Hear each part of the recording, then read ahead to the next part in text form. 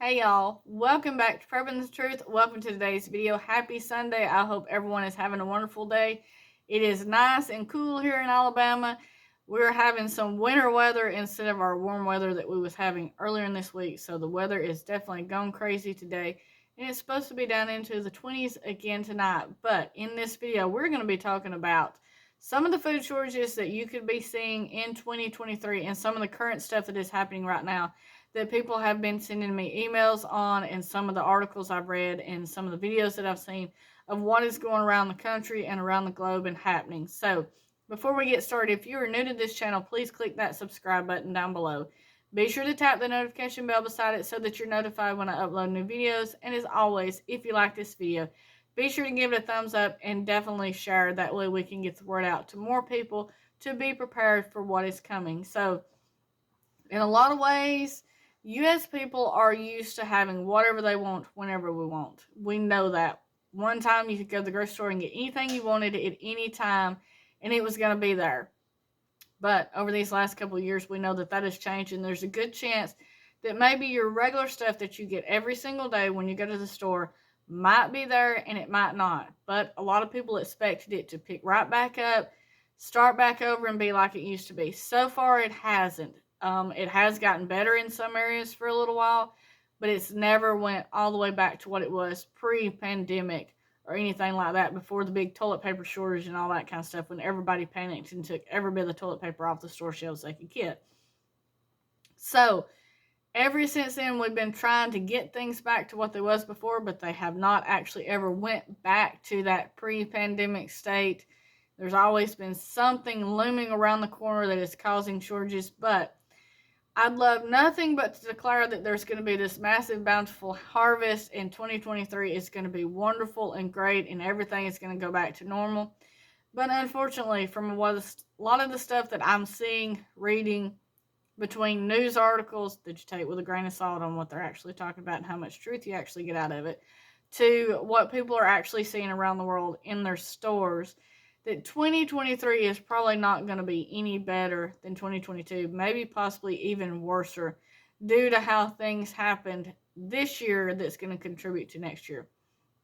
Because as the things that are going on right now, I think winter, and this is something that we have seen these last couple of winters, I guess you could say, is the summer might look a little bit better, but by the time winter gets here, we see some extreme shortages pick back up and get worse. And I think that's the same thing that's going to happen this winter, because I am seeing in our stores the shortages are not as bad as they have been when all of this first started, but there is a lot of stuff that is still hard to find.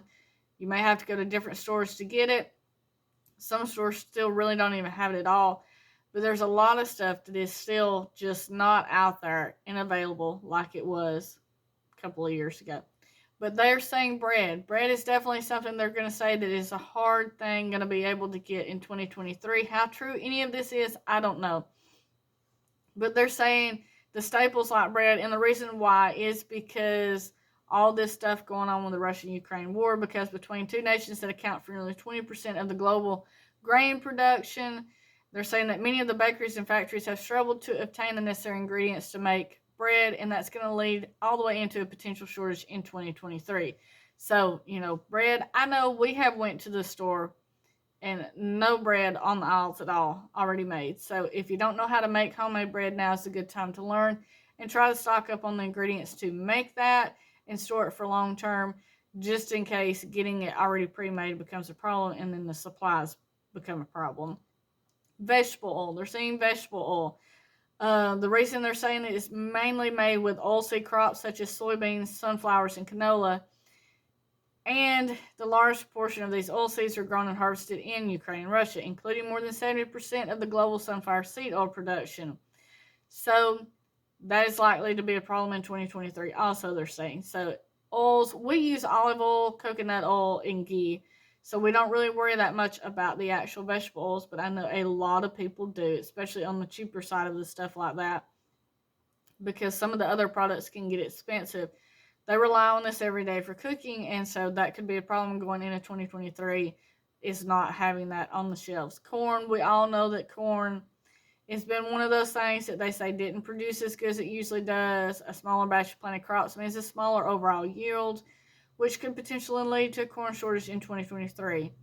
It doesn't necessarily mean that they're going to disappear off of the shelves, but it could be harder to find, or as the old saying goes, supply and demand. If the demand is higher than the supply, then naturally that increases the price to the consumers, which means you're going to be paying more, which means it may be on that shelf, but it may be a lot harder for you to be able to afford to purchase that, so there will be less people buying it. Kind of like steaks. The prices went so much up on steaks, less people buy them because less people can afford them. It's not necessarily that it's a shortage in the store. It is a shortage of the funds to actually purchase it. Another item is butter. But they're saying a shortage in butter. Amidst cresting inflation levels in 2022, you may have already noticed the rising price of butter at your local grocery store, and this isn't by chance. After all, between lower than expected milk production at the dairy farms, sustained labor shortages at many of those same farms, the stock of cold store butter has diminished to its lowest level since 2017. A slight increase in the milk production for 2023 is expected, which could help replenish it, but the supply is expected to be shorter in 2023. So they're saying we're going to have a problem with that, and it's still going to be 65 cents higher than it was in 2021, which we are seeing a lot more than 65-cent increase in the butter here in our area. That's kind of like saying inflation's only went up 8%. We're seeing a lot more than 8% inflation on our products in our stores. So that's another one of the things. They said there was candy shortages for Halloween. I think some stores was low on it. Our stores had plenty. There's no such shortage for that. So, some of this stuff, I don't know exactly what there's going to be shortages on, but I will say this. If we continue to have this very, very abnormal weather pattern down here in the South, where things are getting really, really cold compared to what they usually are, if that goes on down deeper into Florida, where we get most of our produce for the winter, such as our tomatoes and stuff like that, if it starts hitting all of that stuff, or all the, trees that are not used to really freezing temperatures that can't make it through freezes, that's going to kill off a lot of the farms.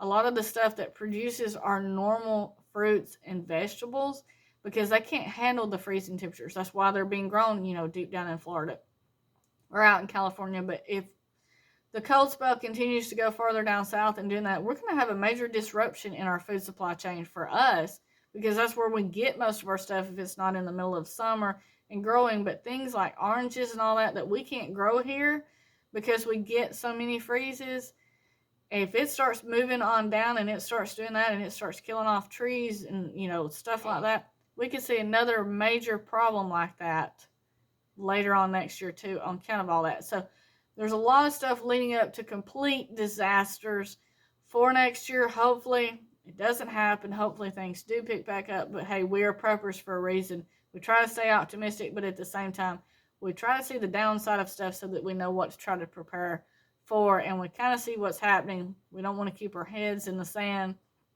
and act like everything's hunky-dory and going good and going to be perfect for next year. We want to prepare for the worst and hope it doesn't happen. So thank you so much for watching this video. I hope some of it was useful to you. I will see you in the next one. Stay safe. God bless you, and keep prepping.